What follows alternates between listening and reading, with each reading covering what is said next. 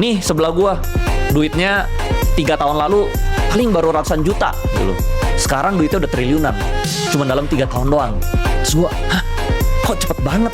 Apa tuh yang bikin awal lompat? Gue kan waktu itu gue baca bukunya si Buffett kan. Jadi gue berdagang, gue nggak bisnis, gue dagang terus mau pengen gue tibukin ke market semua. Nah, lu bener, lu realize-nya tuh cepet. Gua realize-nya tuh lambat, bro. Nah, apa yang waktu itu bikin lu kesana? Kalau gue kan bukunya Warren Buffett tuh. Nah, Lu apa? bikin gua kesana. Jadi bokap gua itu ada 2 perusahaan publik itu udah IPO. Bang Harda waktu itu kan? Iya, salah satu Bang Harda, salah satu tambang tanah liatnya itu juga udah IPO. Oke. Namanya apa ya tambang tanah liat? Ultra Abadi Tbk. Oke. Kodenya dulu Aldi, tapi udah delisting. Kalau Bang Harda itu BBHI, Alobank itu sekarang. Alobank itu jual ke Pak Carul Tanjung. Oke. Nah, di situ gue sering denger dia ngomong gitu loh. Pas IPO itu dia bisa dapat dana gede.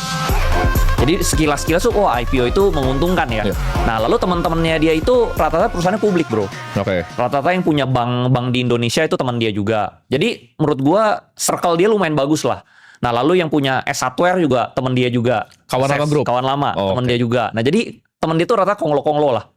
Nah, suatu ketika itu gua lagi datang ke kantor, gue dipanggil ke ruangan dia. Andri, sini nih. Ada konglomerat Indonesia. Top orang terkaya lah, nomor 10 di Indonesia. Kamu denger nih dia ngomong apa. Nah, disitulah gue pertama kali denger soal saham, bro. Itu konglomeratnya inisialnya bisa disebut nggak itu? Janganlah, jangan. Oh, inisialnya Pokoknya top 10 lah. Nah, Top 10 konglomerat waktu itu atau sekarang? sekarang ini dia di belasan. Oke. Dulu dia top 10. Oke. Nah, tapi family dia juga perusahaannya IPO. Family dia juga konglomerat juga top 20 juga lah. Oke. Jadi dia dan family-nya itu top 20 semua. Oke. Nah, dari situ gue masuk ke ruangan meeting itu, gue ngobrol-ngobrol kan, bro. Si konglomerat ini bilang, lu kalau mau kaya, lu harus ngerti saham. Lu kalau nggak ngerti saham, lu nyangkul sampai bongkok, lu nggak bakal kaya. Oke. Nah, itu yang gue rasakan, bro. Gue kerja keras setengah mati, kok gak kaya-kaya gitu loh. Iya. Semua industri, mungkin bidang yang gue jalanin, hampir 20 bidang kali, bro. Yang macem-macem ya, yang aneh-aneh ya. Hampir 20, tapi gue gak kaya-kaya. Nah, terus ini orang tuh kaya banget. Nah, si konglo ini bilang, dia tepok, dia datang berdua, bro. Dua-duanya konglomerat lah.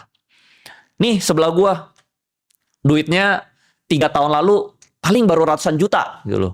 Sekarang duitnya udah triliunan. Cuma dalam 3 tahun doang. Terus gue, hah? Kok cepet banget? 3 tahun, kalau ratusan juta gue juga ada gitu loh. Kenapa ratusan juta gue gak bisa jadi triliunan? Sedangkan ini orang ratusan jutanya itu jadi triliun dalam 3 tahun. Nah, terus dari situ dia bilang, lu harus ngerti saham. Nah, bokap gue kan perusahaannya udah publik. Tapi bokap gue kenapa gak bisa masuk yang top 20 itu? Karena sahamnya tidur, bro. Nah, sedangkan yang konglomerat ini, sahamnya aktif.